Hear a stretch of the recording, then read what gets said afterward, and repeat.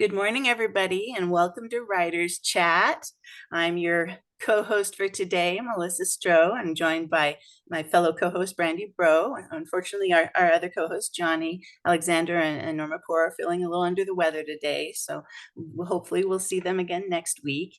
And we're glad that you're with us, whether it's live or watching the recording. Today we have a real fun topic to discuss just in time for Valentine's Day. And I am going to turn it over to my fellow co-host, Brandy Bro, to introduce our special guest. Special guest indeed. You're going to enjoy this episode. We have Daniel Kaplan with us today. He's the creator of 24 writing workshops and multiple courses for AutoCrit, which is a fantastic program, highly recommend. Daniel Kaplan is passionate about dynamic education presentations and coaching authors. With over a decade of experience, his mission is to demystify intricate artistic concepts and make them accessible to everyone. And I tell you, you're in for a treat today. I really can't talk because Daniel is fantastic. He's a great speaker, very engaging, wonderful to listen to. Daniel, I'm so glad that you have come on to Writer Chat today. Welcome, and please take it away. We can't wait to hear from you. Awesome. Well, I'm very happy to be here today, and what a lovely introduction there. I only hope I can live up to that. I think I can. I think I got it. Yeah, You as got that it. introduction stated, I really do have a passion for taking complicated things and trying to simplify them, make them accessible to artists. It's often stated that when you take artistic classes, you're not really learning how to make art. You're learning how to talk about it because there's never really a correct answer on how to make art, right? It's art. It's not an exact science. And so it's like the best we can do is define it so that we can learn from the best, figure out maybe what they did right, and try to emulate it ourselves. And taking that into consideration, the topic today on romance, I wanted to go into a different sort of direction than you might have expected because I want to talk about romance on a level that is accessible for anybody, depending on the genre you write. Not everybody writes romance. A lot of people write other genres. So I thought, let's talk about it from somewhere else. I actually need to go back because I didn't have the beginning of the presentation. Yes, here we go. Putting romance in any genre.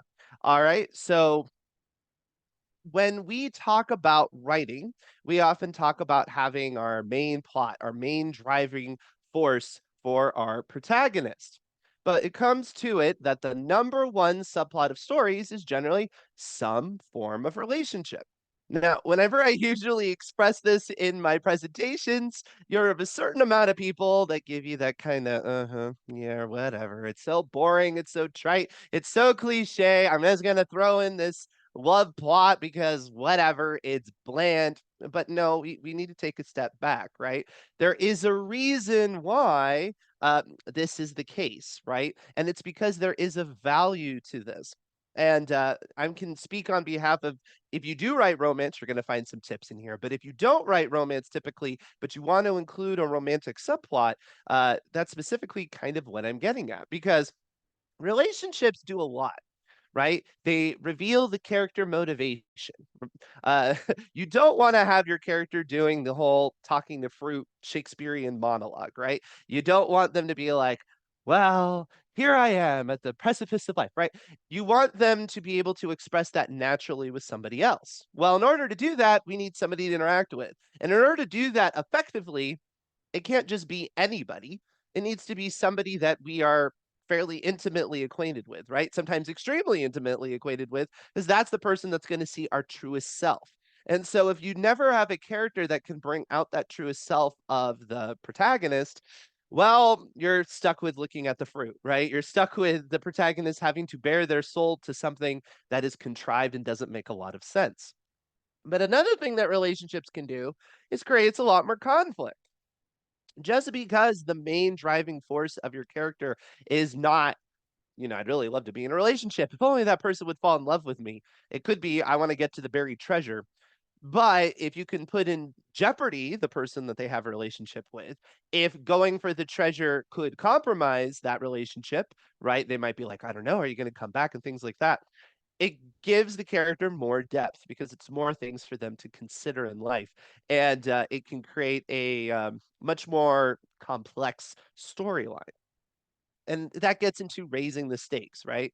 Often a technique of raising the stakes is to make things personal. And again, if you have a character that we've established, the protagonist has some sort of main, you know, intimate relationship with, when we put them in jeopardy, it creates a personal connection. There's a reason why when news outlets are talking about a horrific event, they paint a picture, they paint a narrative, they try to get you into the heart of somebody who's experiencing it versus just talking about it in stats. Because regardless of how horrific stats can be, we hear one personal story on depth and we're way more invested in that. It's just human psychology, right? And of course, it's a way to dramatize the emotions. You've all heard it, right? Show, don't tell. You get it pounded into you, right? I tend to prefer dramatize, don't summarize. That's like my little way of putting it, which I think is a better way of putting it. But we want to experience the emotions of the character, right? We don't want to just be told, oh, I'm happy, I'm sad, I'm whatever. We want to actually see it. And again, the person that you're most likely to be yourself, be your vulnerable self, is going to be somebody that you're engaged in a deep relationship with, which, to be honest, often does take the form of a romantic relationship. Because there is just another level to a romantic relationship, including physical intimacy and just a full expression, right? And so it just makes the difference, right? And I'm not even saying even if that's not on the page, even if that's not what you're writing, right? We know that's a part of the relationship. It just makes a difference. Okay.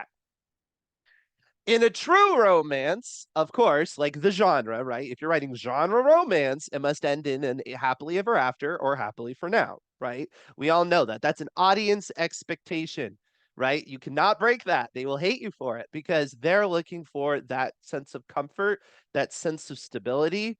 You are betraying them if you do not offer that up, which means sometimes when we say romance and we see like Netflix and they recommend romance, they'll recommend something like Romeo and Juliet. And no, that's not really romance. That's really a drama in the genre sense of the word, right? However, when I'm talking about romance in terms of this, I'm saying any sort of romantic entanglement. And if it's a subplot, well, it can end however you want because there is no audience expectation. And to some degree, this makes it maybe a little bit more interesting, right? It's a little less predictable. You can have the romantic partner actually be a traitor or the wrong person for the main character to involve themselves with, right? You can have them die and it doesn't end well. Like you can have all different kinds of things happen. And it's because of this that, well, if you find romance kind of tried and cliche, the fact that you're including it as a subplot, it doesn't have to go that way. By the way, I don't think the romance genre is tried and cliche. I rather like it, so I'm just putting it out there. But regardless, don't feel like you're beholden to the rules, right? Now, that being said, here's something I want you to keep in mind. You should ask yourself when you're adding a romantic subplot, are you kind of mixing the genres or are you adding a romantic subplot? Because there is such a thing as like a sci-fi romance where you have a lot of science fiction elements and you have a lot of romance elements, but you can tell with the way it's written that it's promising you a happily ever after or happily for now. It's just meeting that kind of genre expectation. And if you pull the rug out from the audience, they can get really mad at you because they were set up for that. Now, people experiment with things like that all the time, and sometimes they get away with it. But you could think of like a movie like La La Land, right? There are people that I know of that really were ticked off at that movie because they felt like the premise of it and the opening of it was, oh, this is going to be nice and kind of lighthearted. They'll have their trouble, but they'll work it out. And it was a very melancholy at best ending, right? And that was not what they were looking for. So you do need to be careful, even though you are not in the genre, that you're setting it up properly, right? Set up the subplot in the way that would indicate to the audience what you're going for, if you can. Okay, so let's talk about the basic romance plot. This is going to be the same whether or not you're writing in the genre pretty much, or if you're writing as a subplot, because these are just kind of the basic elements. So you have, what does singlehood look like? We need to see what they looked like without this relationship, right? Now, some people would ask, well, can you make a romance plot about people who are already in a relationship? The answer is sort of yes, but if you're doing that, you're generally going to emphasize um, the singlehoodness feeling they have. So it's a marriage on the rocks. So they feel kind of isolated or something like that, and then they rekindle it. Otherwise, what you have isn't really like a romance subplot. You just have a married couple that, I mean, there's a romantic angle to their relationship, right? But that's not the plot. Their plot is not about the romance necessarily, right? Okay. Then you have like the meet cute, right? This is the classic, they get together, right? Well, what is that initial interaction? Sometimes it's really positive, sometimes it's humorously negative. You have all different kinds of possibilities here, right? But we get to see that moment. Now, I would say when you're setting this up, this is a good way to indicate to the audience, is this going to be a fun, cute romance, or is this maybe a little more troubled? Perhaps there's certain ways to signpost that. Keep that in mind, right? I wouldn't, I wouldn't start out with the cute, like, oh, you spilled something on my dress. Wasn't that nice? And then it ends up in horrific tragedy, because it just seems like the wrong setup for something like that. It depends, right? Okay. So then there's a debate where they have to ask themselves, well, do I really want to enter this relationship at all? Now, this can be the case even if they hit it off really well, because if there's nothing at stake, then it doesn't have any consequence. What you're not, again, you're not really talking about a plot, you're just talking about sort of just something that happened, right? If they like immediately meet the person and they're like, wow, that's the person for me, and they're like, okay, let's get married, and there's like nothing, there's no consequence to it. Excuse me, you're not really talking about something that's deep, but we can get into. But the debate could be many things. It could be, I'm not sure if this is the right person for me. I can't get in a relationship because I've been hurt before. My family's not going to like it. I'm just too busy. Who knows what it is, right? There's some objection, but they plow through anyway. And then there's what I call the shift. This is where the debating is over pretty much. They're kind of on track to go somewhere. One or both of them are pretty clearly in love with the other person. Uh, Things are declared, etc. Now, if this was a main romance genre story, right? If that was your main thing, this is when you would start to introduce your subplot, which wouldn't be romance, right? Obviously, if you're a subplot, you can ignore this because you're already there, right? You're B this is the B story. And so then of course what happens, right? We get tested. We get tested through life. Now that we've kind of committed ourselves to the thing, things are going to come our way and they're going to disrupt the flow and make things hard. And then there's usually some sort of crisis moment where it really gets tested. We can really see the strength of the relationship.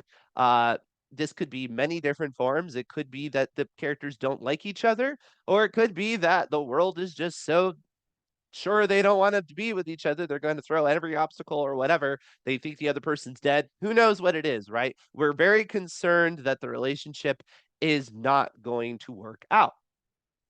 And then you have a moment where you see what loss looks like. It's kind of the opposite of the singlehood. It's like, what does life without the relationship look like? We get to experience that, even if it's for a fleeting moment. Remember, with all of these things, these can happen very, very quickly, especially in a subplot, right? You can have they meet up with each other and then they just hesitate for like half a second and then they get together and they hit it off really well and then something kind of is disruptive and then there's a more major disruption and then they're worried about if it's going to work out and then they put it back together, right? This is just a very simple sort of arc. Now, the nice thing about a romance subplot is that the obstacles in the relationship crisis can often tell us a lot about the main character and what they're going through in the main plot, right? Because sometimes there can be an overlap. It could be the same. In fact, obstacles are not only disrupting the main character from their predominant goal, but also from the romance plot as well. And so again, if you think about that, that's a way to raise the consequences, right? Because if this obstacle is not only keeping me from wanting to achieve, let's imagine it's like a sports star, right? They want to be the fastest person in the world. So if the obstacle is not only keeping me from being the fastest person in the world, but it's also keeping me from having a good relationship with the person that that I am in love with, that's really hitting home in a different way, right? Even though that wasn't my predominant concern. You see what I mean? But it's like attacking you on all fronts. And so if you can line up your relationship crisis with the lowest point in the main plot, you can really devastate your main character because it's like nothing is working out in your life and you have a complete existential crisis. Now, on the other hand, you might be like, ugh, that sounds really melodramatic. Yeah, maybe you wouldn't want that. Maybe you want this entire arc actually at the beginning of your story so that by the time you get to the midpoint of your story, they've actually already gone through this relationship arc. And now this is just a solid footing. And it's that solid footing that is going to help your main character overcome the obstacle, right? Now that they have a strong, passionate core, a strong, passionate relationship at their core, they can take on anything, right? That's fine. There's no requirement that it has to line up. And as you might imagine, the more subplots tend to line up, the more it can look contrived and unrealistic. Because you can feel in life like everything is hitting you at once, and that's true, that it can happen. But often, no, it's like you feel like you solve one problem and it's whack-a-mole, and then you get another, and you get another, and you get another. That feels a little bit more natural. All right, and then yes, so then you have the end. So in a typical romance, that's the happily ever after or happily for now, right? And that can be the same thing. And again, you can resolve that plot and it can say after that, they're happy, right? They've committed, they're good. And for the rest of the story, I'm not challenging that relationship. It's a solid footing for the protagonist. I'm not getting rid of it. They need it because without it, they would not be strong enough for the challenge until the next book. Yeah. Yeah, you can always challenge it later, sure. Particularly if it's a subplot as well. All right. So let's look at the different genres here and how we can incorporate these plot points into a subplot. So we have fantasy, right? How do we combine the elements of fantasy and romance? It's very popular to do, of course. The whole genre of paranormal romance often is basically romance with just non-humans essentially or different people or things like that. So what are the possibilities? Well, yes, it's the sense of wonder is what fantasy really gets at, right? What do people when they open up a fantasy book want?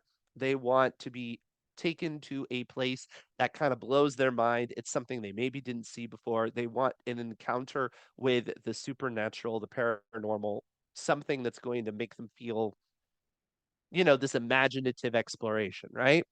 So when you add the romance to it, again, you have a deep connection with the fantastical. It isn't just that I mean, uh, again, not to be like crude about it, but like, it isn't just that I go through a portal and I end up in a magical world. I'm connecting on in the deepest, possibly physical level, right?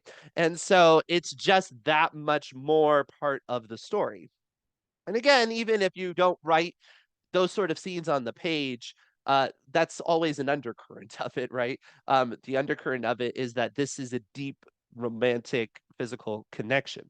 And so it can just make that all the more powerful, even if you're not specifically writing a paranormal romance, right? There's something very tangible about that. Of course, it can help you with your world building because now you have something to be interacting with that you have a deep connection with. And often that person represents a different perspective and they get to give you a lot of exposition and info dumping because they get to tell you all about the world and it's fantastic.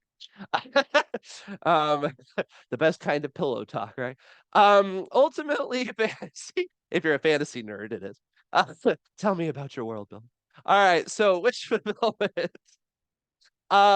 Fantasy is often a wish fulfillment genre, right? And so romance, when you tie that into that, again, it can tap into some of those things. It can tap into, I really wish that uh I could be viewed as beautiful, and you can end up pairing with somebody who like has no choice but to see you as beautiful because they're like imprinted on you or something. You know what I mean? And there's an unwavering love, and it's like super strong or whatever. And there's varying levels of this and comfort depending on the author of how they explore these sort of wishes and fantasies and things like that.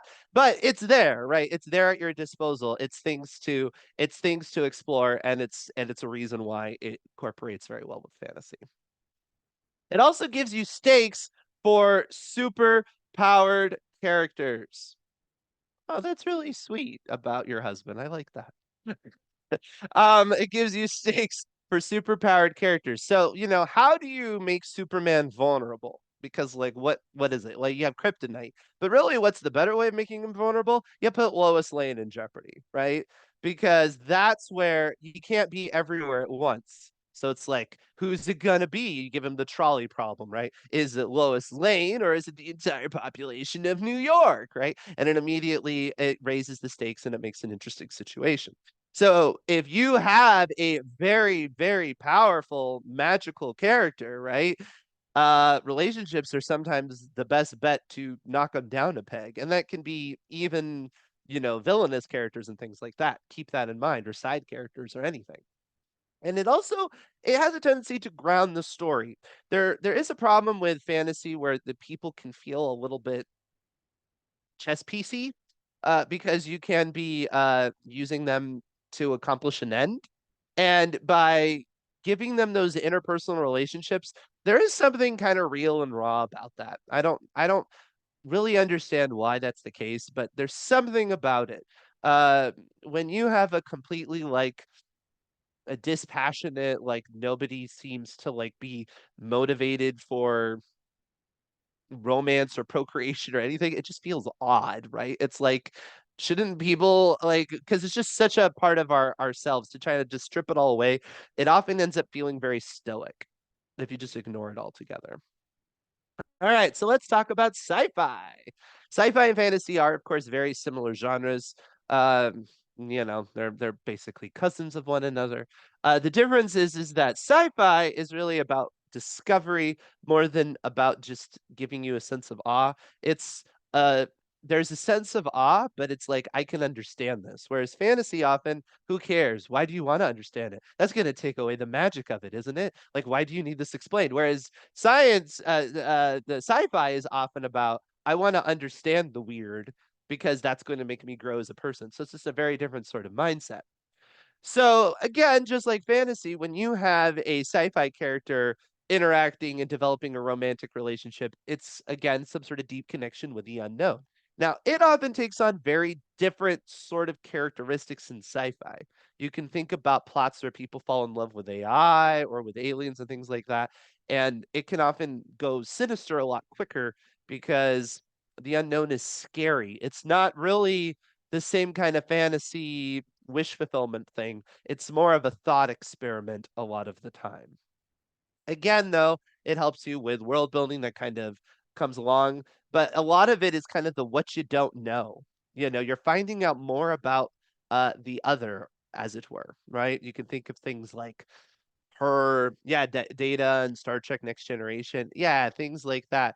And it just gets into more questions and it makes you ask the questions. Often fantasy, you're just supposed to go with it, right? There's all kinds of weird and quirky things that happen in paranormal and stuff. And if you actually ask the readers, they're like, isn't that kind of weird and squicky? They're like, I guess, but like I didn't really think of it that way, and now it's kind of not as nice. Whereas sci-fi, that's not really a thing. It like doesn't ever try to brush that under the carpet. In some ways, it's almost about that. It's about thinking about it in sort of a deep psychological sort of way. It does come across like a psychological study a lot of the time. It's like, what if somebody of this sort of characteristics hooked up with somebody with this sort of characteristics, and what would that look like? And what does that mean? What does that mean for the species? Like it gets much more profound about it. Again, because it's that sense of discovery, right? We're learning more about ourselves, about human psychology, about the psychology of whatever it's interacting with, et cetera, et cetera. It does also, though, ground the story, just like it does in fantasy. It's sci-fi can end up sexless really fast, and I don't know if that's really the best thing to do because, again, humans are humans, and you can end up with people that feel very robotic because they're just not very motivated in ways that we are familiar with. It's like, are these even people? It's a common complaint against sci-fi that you have that where you have like a bunch of people that seem like I don't want to say like NPCs, but it sort of feels like that, right? It's like they're non-playable characters, by the way, for those who aren't familiar with it. But like, they just feel like they're there, they're kind of going through an algorithm or something. But it's weird too, because shouldn't their algorithm involve like, I don't know, perpetuating their genes and normal things that biological creatures have? But it just it can be it can be problematic. So and I don't want to, and again, I just like romance. I love sci-fi. I'm just saying this is a reason why romance and sci-fi can work really well. Because it can ground the story and it can give it a sense of warmth that it wouldn't have otherwise. Because it can just become a thought exercise sometimes. All right. So what about mystery? Yes. Mysteries are interesting, right? Because mystery is a genre that generally people write series and they have to write characters that are fairly flat because the audience expectation is I can pick up book 12 and it makes perfect sense to me. I'm not exactly sure how this happened, but it did. Uh, although it's a great genre for you to enter in as an author, right? Because you can get that momentum, and then you get to book 12, and everybody picks it up, and everybody's fine. Unlike book 12 of the fantasy, and you're like, yeah, you gotta read like 10 books worth of exposition to even understand what's going on. People, calm down. Uh, but mystery, no, is not like that. But because of that, you would expect that the detective ends up being fairly flat. And that's sort of true, but you can incorporate romance plots in order to help with that. Now, of course, the main gist of mystery is solving a problem, right? It's trying to get at the fact that life is understandable enough that if we just entered into the scene, the detective is like our avatar. If we just entered the scene and we made the right comments, the world would be a better place. And so it makes us feel really good when we read it because like we can accomplish the mystery and we're like, aha, I did it. The same kind of life hack if you like are really annoyed with a project and you go and play a quick game of like Minesweeper or something, you're like, yes, and then you go back because it was like a victory, right? Same kind of thing, right? So, how does romance kind of incorporate into that? Well, to some degree, you can think about it from the standpoint that, well, there's a couple of ways of doing it. The two biggest ways that I see romance getting incorporated into mystery is either they have a significant other and it's pretty much straightforward. They like each other, not a lot of problems. They're like, it's not a plot at all. If it is a plot, it tends to be this really complicated and tangled on and off again relationship that just doesn't really resolve itself. And it's like this unanswerable problem. And so it makes you interested because you're like, well, I don't know. Are they ever going to figure this out? Because they seem perfect for each other if they could just get past these little things, right? Now, the other thing that mystery incorporates is a sense of justice, right? And again, you wouldn't expect romance particularly blends all that well into it. I suppose it's a big injustice that anybody should be alone or something like that. But it is a harder genre to entangle with, which is one reason why, in my opinion, you don't see as much romance subplots. You see friendship subplots a whole lot more. And I think that's why. Because a friendship, it's a little bit easier to give you kind of a sense of injustice, right? Because you can pick the person that's kind of bullied by society and you can kind of elevate their status, or the friend can kind of defend you against everybody else because the detective often is kind of quirky and people are down on the detective, and the friend can be like, they're not so weird and sociopathic, they're all right, and things like that. But and then the other thing too is if you include a subplot in the mystery and then it resolves itself, it's like, what do you do with this character afterwards? And so sometimes they'll do that and they'll like get together and they'll have a whole nice little arc, and then they end up happily ever after. And then it's like, okay, well now we have 10 more books of a happily ever after couple, and it's like, well, what do I do with that, right? And again, it doesn't really fit in with the whole sense of justice. Solving a problem, it can. So I would say if you do incorporate that, you might consider something like that. consider what is the problem going on in the relationship and how can they fix it. But of course, if there's a connection with the crime, if you're doing like a one-off or something like that, connecting the romantic entanglement with the crime can make a big difference. Of course, too, in a mystery, you always are suspicious of whether or not the other person is involved somehow, because it's a common trope that the person they fall in love with turns out to be the killer, or turns out to know about the killer and is covering up for them and things like that. So you have to factor that as well. But it does humanize the detective. Just like in the sci-fi world, there is a tendency for detectives to come across a little bit data oriented, right? Like analyzing the world. I mean, if you think about it, they have to sort of normalize human suffering because they have to come across it all the time. And so they can come across very robotic. And so giving them somebody to play off with certainly can help with that. And I'm not saying there's anything wrong, by the way, of having a stable relationship in your stories. I would love to see more of them because I think that a lot of people don't write stable relationships because it's like, okay, now what? What do I do? But remember, stable relationships don't indicate everything else is not going well, right? So, you can think of things like, Jim and Pam at the office or something. That's a nice, pretty stable relationship right now. They have their ups and their downs, but for the most part, pretty much stable, not a whole lot of drama going on in their lives. And it works really well because they're like the anchor and life is chaotic around them. So, you can keep that in mind. There's nothing wrong with giving the character an anchor and the rest of the world is crazy. And in which case you can develop the subplot of will they, won't they? And then they finally get together and then they just become a nice anchor and you use them for the rest of the series. That's fine. I'd like more of that, to be honest. All right. So it also can ground the story again because you don't want the story just to become one big logic puzzle. You want it to feel real and human. And of course, it's a major aspect of humanity. All right. Let's talk about thrillers. Yes. So when we talk about thrillers, we're talking about survival a lot of the time. We're talking about perseverance. People read these stories because it gives a cathartic sense, what if the world really is out to get you and you can overcome it anyway, right? Sometimes it's that. Sometimes it's kind of the, well, at least my life isn't that bad kind of train wreck read. There's that as well. But a lot of times it's that kind of, yeah, you feel like your life is full of drama and you're reading somebody who's going through the thick of it and coming through.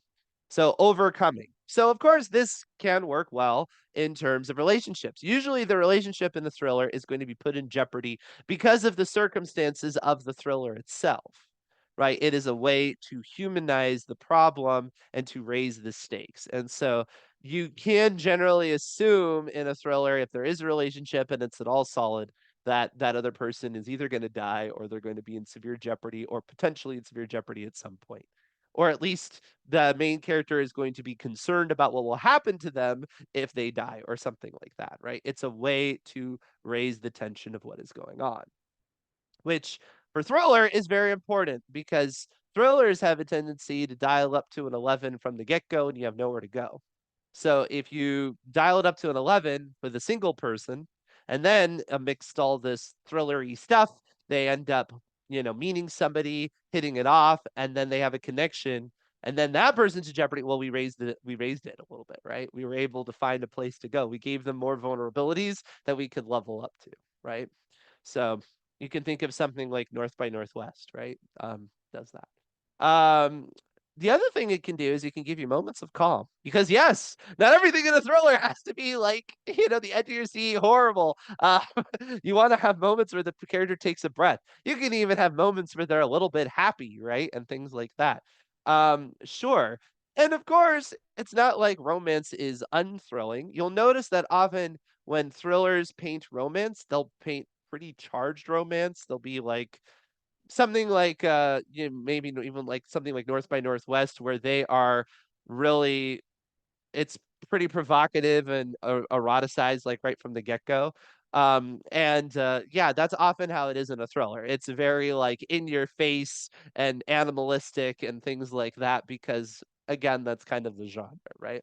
But it's still a moment of calm where the person isn't worried that they're going to die. Now, that being said, we often are worried in a thriller that the person that they're falling in love with is evil, because that's a very common trope. And so there's a little bit of that edge all the time. It's like, how much do they really know this person? And particularly because thrillers usually are time crunch, so they have to develop a relationship really fast. You're worried about it. And so even if the other person's totally fine, there's a little bit of tension with that, right? And you're like kind of waiting for the other shoe to drop. Like, are they really that nice? Because I don't know, and things like that. All right. What about historical fiction? It's kind of a weird genre because technically you could do historical sci-fi, you could do historical mystery or whatever. But I'm just saying, what are some of the things that are specifically about a historical veneer that people are looking for? Well, it's of course a sense of either nostalgia or faux nostalgia, right? You can develop like a faux nostalgia where you're like, wow, I really wish it was like back in the time of Jane Austen. You didn't live in that time, but like you have a nostalgia for it, even though you didn't experience it, right? Because it feels like a better time of life or something like that, right? And so when people often read history, yes, that's what they're trying to experience. They're experiencing the world in a different era, often an era that in some ways they'd rather live in, kind of like in a fantasy world. Now, history gives you the possibility of alternate meaning strategies, as it were.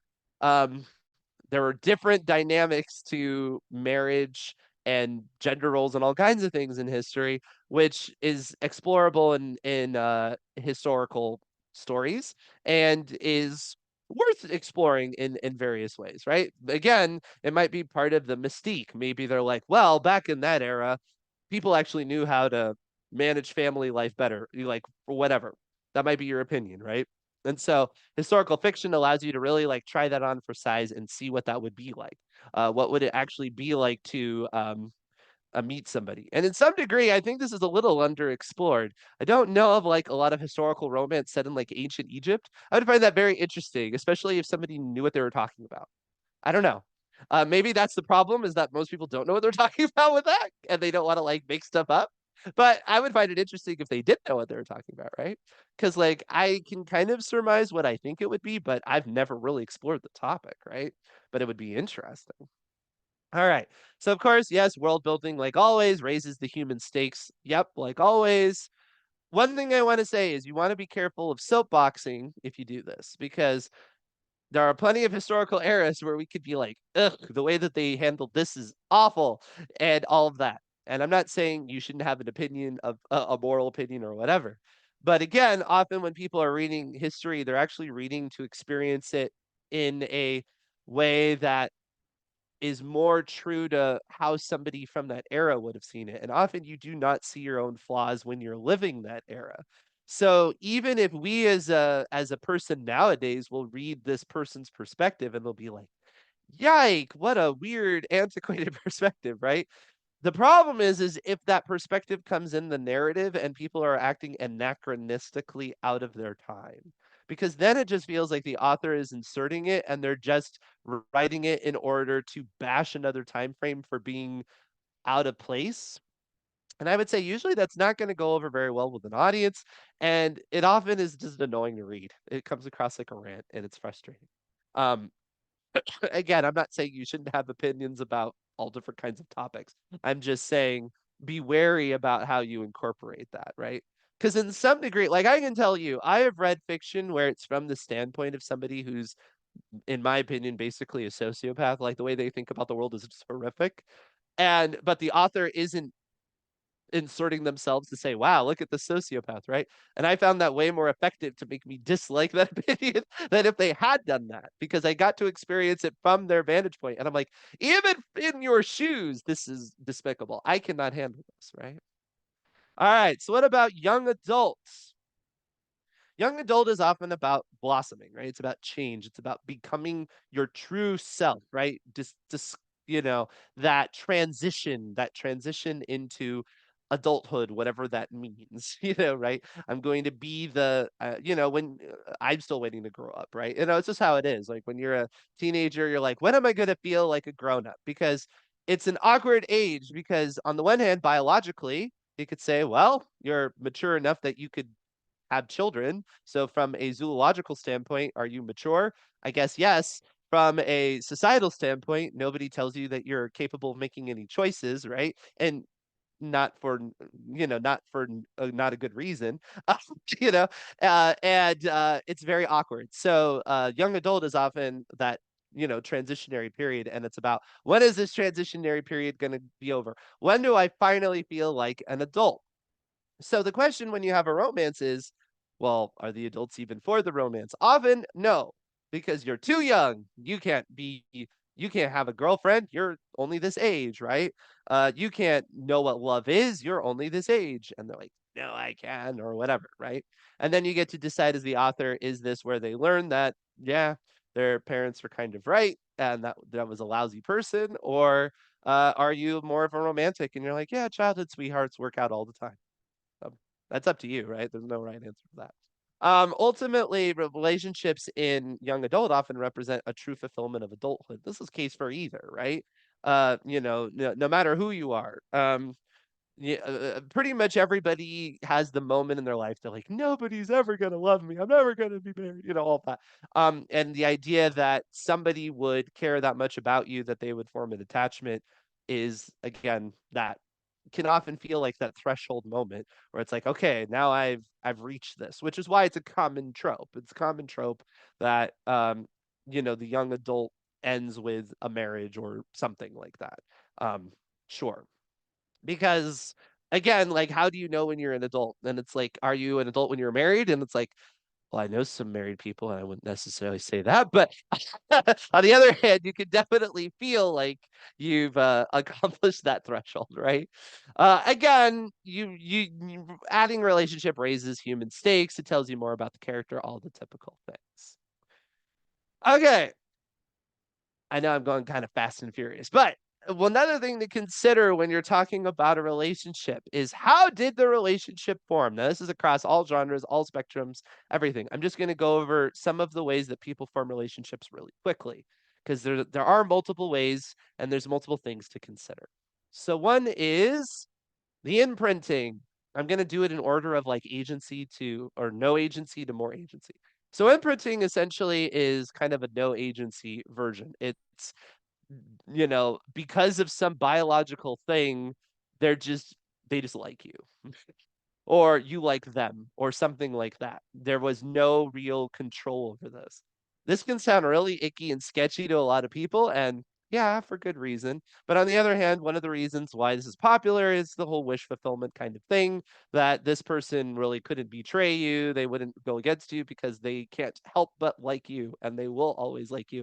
And it's really our drive for a unconditional passion, right? So it's understandable. But you do have to be cautious with how you approach it because of, yeah, the ick factor of choice and consent and all of that and how that goes down. Or drive for a sociopath. I like that. Yeah, you don't have to make it work out. That's true. Then that could be like fatal attraction kind of thing, right? Um, then there's the betrothed family connection, right? This is where you're basically kind of boxed into it, right? Either the family is more or less picked out the person you're supposed to be with, or society rules this is the one you're supposed to end up with, right? You can decide just because that's the origin doesn't mean they have to say no. It's kind of the often particularly like a Western American approach to be like, no, this is always evil. You should always choose, right? Whereas in other countries like India, they're like, well, yeah, I mean, that's something we do from time to time, or whatever. So it's a cultural difference, right? But again, something to consider is how is the audience going to accept it and whatnot. Then you have situational. So this is where you're trapped in a room with somebody for a long period of time. You're trapped in an elevator. You're the only two survivors of a plane crash or something like that, right? So you had a choice to fall in love with the person, but like the situation more or less made them the option. Um, and again, you have to ask yourself, are you really giving the audience a sense that they should be with one another, or does it feel like it's a contrivance, it's a marriage of convenience, that sort of thing? There's also falling in love with somebody under false pretenses. I really don't like this, but it's very common, particularly in the romance comedy genre. which it's because it's hilarious to like chronically lie to people. But anyway, I'm very much against if you want to talk about triggering me, I'm very much about honesty. So I'm really troubled by this one. But it's very common. The idea is the person approaches the famous movie star and it's really their valet, and then they pretend to be the movie star, and then they have to keep this up for a long period of time. And that's was the basis of the relationship in the first place. And then you have to see, once the lie is revealed, will the relationship remain? The way to do this wrong is to never give me moments where the relationship would have worked out without the lie. If every time they're liking the person and everything is all based on the lie or that framing, well, then you can pull out that lie, and I don't know anything about this relationship. I don't have any sense of any grounding of anything. And so, do I actually want them to stay together? I suppose you're telling me I want them to be together, but I have nothing to go. So, you got to be careful about that.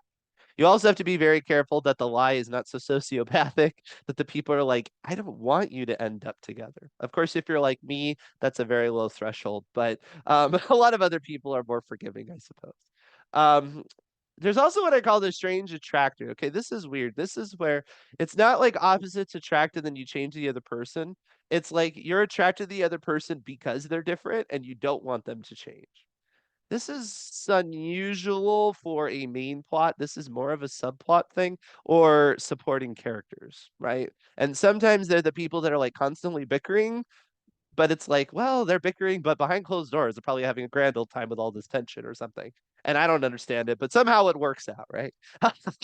and yeah, it could be a fun one to explore. There's also the purposeful. This is very common. I'm hooking up with this person. I'm starting this relationship because they have a value to me, right? This would be something like, they're really good at finances and I'm not, so they're going to help me with my business. And then they develop a relationship, and then you have to ask yourself, all right, but is it just because they're good at math or not?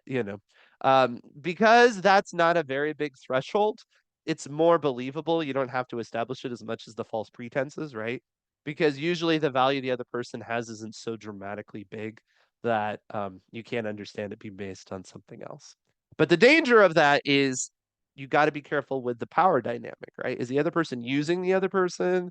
Are they is it a mutually beneficial thing? You got to think about that and the implications to the audience. And then the final one is instant connection. This one is often poo-pooed, but it's not bad. There's nothing wrong with the idea of forming an instant connection with somebody. Certainly for friendships, this is done all the time, like Ron and Harry on the train. They're just meant for each other. It's fine. And it's good. Like, who cares? But even romantic entanglements, yeah, there's nothing wrong with the initial connection being strong and you think that you're going to work out for one another. It doesn't have to be some sort of difficult start. It can get difficult later on because you learn more about them and things like that. So, Daniel, do you think that the instant connection is very similar to imprinting? Like, how are Um, they different? yeah. So you're saying, well, did they really have a choice, or were their personalities or whatever biology basic components so similar that they were like meant to be? It can. You can end up with kind of the soulmates concept, which almost becomes like imprinting. It's like you didn't have a choice. The fates were going to make you together no matter what. But instant connection can be more of a choice. It's like, well, it's all the choices you made in your life that made you the person you are, and they made similar choices, and that's the person they are, or something, which does not feel the same as imprinting to me. It feels Interesting. it feels like a natural thing. It doesn't feel. Now, it can be written in a similar way where it's like we're just kind of meant to be, but it doesn't have the same kind of a biological opponent in my definition. I'm making up these definitions, by the way. It's not like, and again, it's like talking about art is just making up definitions to try to explain abstract concepts. So, uh, a favorite trope: someone sets out to work a love scam on another person for totally selfish reasons, then actually falls for the intended victim. Yeah, this is often a sort of liar revealed sort of story, like a false pretenses sort of thing, where the person pretends to be in love with the other person and then falls in love with them or something like that. Yeah, that can be all right. It depends on the lie and how it's presented, but yeah, it can work out okay, even though I'm still not generally the biggest fan of it. But I just have a very low threshold for that sort of thing.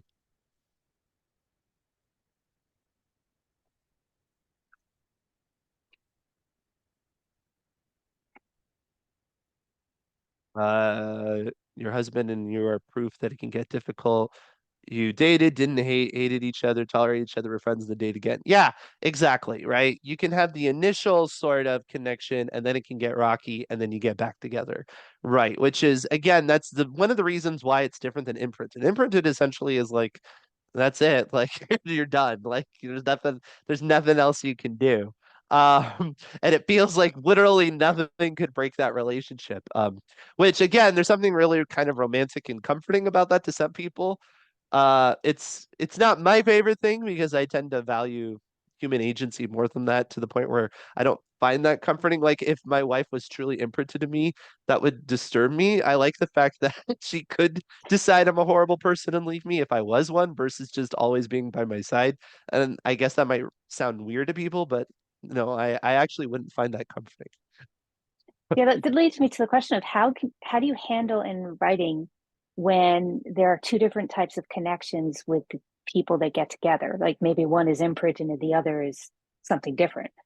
Yeah, no, that's a good point, right? Yeah, that's a good point. I would say you could essentially have somebody where it's like, let's imagine it's like a paranormal romance, right? And the one character is imprinted because of some magical reason, and then the other character, maybe it's situational or maybe it's purposeful or whatever. Yeah, that's true. Uh, that's something to keep in mind is the connection on both ends, right? Do they actually share the same reason for the connection? Like purposeful could be, but purposeful doesn't have to be. It could be somebody's doing it for a purposeful reason, somebody else is not. It's an instant connection for them, right? And so they're going to speed things up. So obviously, you have to factor things like that. The other thing I always recommend factoring with relationships is taking a temperature. This is, of course, something you should just do in your own relationships, not to get so psychological with you. But a good thing you can do is just ask your spouse or significant other something like, how loved do you feel right now? And of course, you have to be prepared for the answer because you're asking for a good reason. And if they say something like a 3, you could be like, oh, what do I need to do? Right. But if they're saying like a 6, you could be like, is there anything I could do to get it to like a 7 or an 8, perhaps? Right. But the thing with a story is that at any given moment, where are they on that spectrum? And where is one of the characters in the relationship? Where's the other character? Because if somebody's at an 8 and the other person's at a 2, they're obviously in very different relationships right that moment, right? And And there's some conflict. there's some conflict, right? Because somebody is feeling very unloved and the other person's like, everything is peachy. And so they could get totally blindsided. So when the other person is really upset, they're like, what do you have to be so upset about? Right. And meanwhile, the other person feels like they're drowning. Yeah. You have a situation where characters fall in love immediately. He's immature in this and he makes all kinds of promises which he will be unable to keep. Will readers hate you? No, I don't think so. That sounds very realistic. That's pretty common. In order to impress other people, we inflate ourselves. That gets to sort of the false pretenses, though. So you've got to be a little bit cautious about that. Like, what do those promises represent to the other character? What can they do in lieu of those promises? Things like that, right? Because, like, there's a big difference between promising something like, I don't know, I have enough money to fly you to see your favorite author, and I have the cure to your grandmother's cancer, right? Like, there's a level where you're like, okay, that's a really gross promise. Like, I do not like you very much. um, you know, there's a meddling mother-in-law. Well, isn't there always? No, there isn't. I have a very nice mother. But in fiction, that's often the case, right? Sure, sure.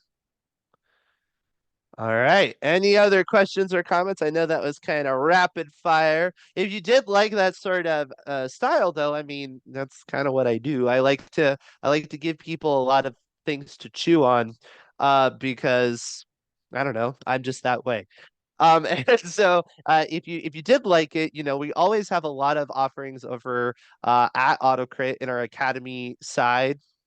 Uh, Currently, we have actually tomorrow night we're gonna have Kara, who's an award-winning romance author, talking about love scenes specifically. But I'm also going to be doing a workshop that begins on Sunday about hate. So it's like the opposite of what I just did. I'm going to talk about all the different ways that characters don't like each other and how to get the most mileage out of that. And you could say maybe the disconnections of people. So, we're always doing different things. And of course, you can always check out our YouTube channel as well. We have a lot of things there and challenges and whatnot. Daniel, do you have any of your own writing on Amazon that people can check out? Yeah, that's a good question, right? I do. It's old. I will say I've lived I was more of a writer, and then I was constantly in writing groups, like doing the beta reading and the feedback. And my real passion is for helping others. So I've really kind of been all in on that and done a lot more editing and things like that. So there's a lot of work out there on Amazon that I've been major influences in. You won't know that because that's how this works, and that's fine. I don't, that's not what I'm in. I'm not in it for. I'm not in it for the glory, right? But but that's been more of the world that I've lived in. So yeah, you can find some things I self-published back in the day, which are not totally terrible. They're actually no, they're actually fairly all right. I would do things differently now because it was a while ago. But yeah. Wouldn't we all, right? I mean, I don't want to sound too regret. I don't have any regrets about what I put out there. People responded pretty well to it. It has pretty good reviews overall. It's more of little things like errors I made. I mean, I didn't use much editors. I basically did everything myself. I didn't have access to tools like AutoCrit back then, which would have helped a lot on very basic things. And so, yeah, it's a different world. But I would like to get back into it at some point and do some more because now that I've been spending so much time on AutoCrit teaching others, it's like I want to like get back into it myself too. But there's only so much Yep. time, you know. Yep. Thank you so much. This has been fantastic. I have 3 pages of notes. But your teachings are always great. Hopefully, you might decide to come back in the future. Somebody already commented, yes, we could use a workshop on the reverse side of the hate relationships. But Yeah, thank you sure. for We can coming. work it out. It's been great. I can make a reappearance. Oh, we'd love to have you. Well, I guess we're getting close to the top of the hour. If we want to invite everybody to come back on video who would like to come on and maybe ask any last minute questions before we close things down. If any of you have anything, I know Daniel, you did just a great job presenting all of this. It's like, again, once again, the fire hose effects. There's just so much to take in. Like, oh yeah. So yeah, not very many questions that came in through the chat, but lots of activity, lots of comments. Yeah, no Yep. problem, no problem. Uh, Is there, Oh wait, oh, go ahead. sorry, Daniel. Is No, there no, a you're way that we could get a copy of those lists that you had? which ones? Like One, the yes, the lists of read different them. relationships and things like Yes. that. I can look into it. Yeah, I can see if I Okay. can share it in resources and Okay. things like that. Thank you. Obviously, if you ever take any of our workshops, we give you handouts and things like that. And then we even incorporate it into our writing desk where we give you a little note and then you can actually have it right there as you're writing, which a lot of people really like.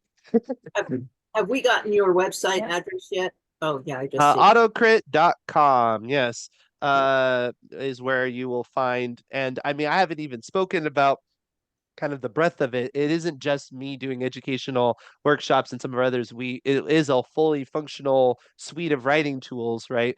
And so it's a whole writing workspace. And one of the things that we have that's pretty cool in terms of romance is we literally have a whole beat sheet that you can fill out and it can help you form your thoughts.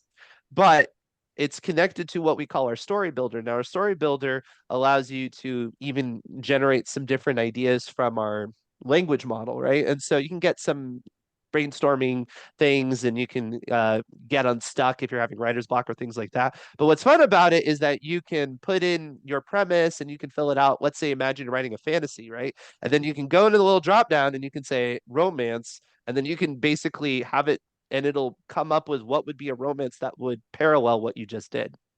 So it's fun. It's a fun starting point for people who don't generally write in those genres. So I recommend And we checking do that have out. We do have a replay on our Serious Writer channel. It's not our Serious Writer channel.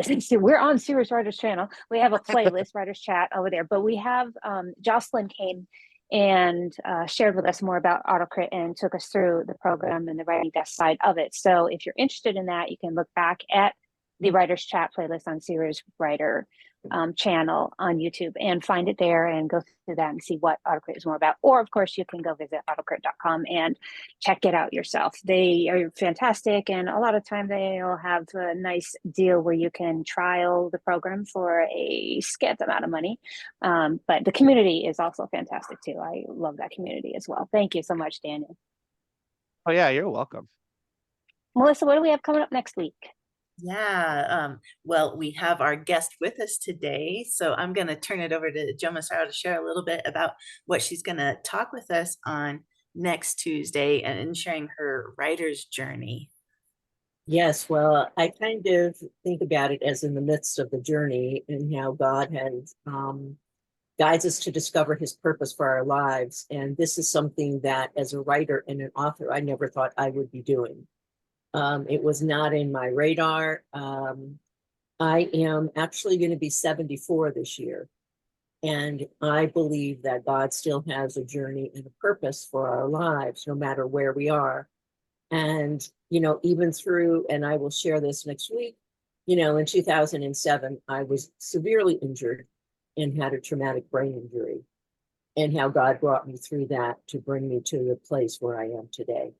So, and I'll be, you know, there's laughter in there as well. And just an opportunity for us to just take a break from maybe learning and then just seeing what God has for us. Definitely. And actually, Betty was on, I'm not sure if she's still on, Betty Boswell, on March 26th. She is our fearless leader of ACFW Kidlit.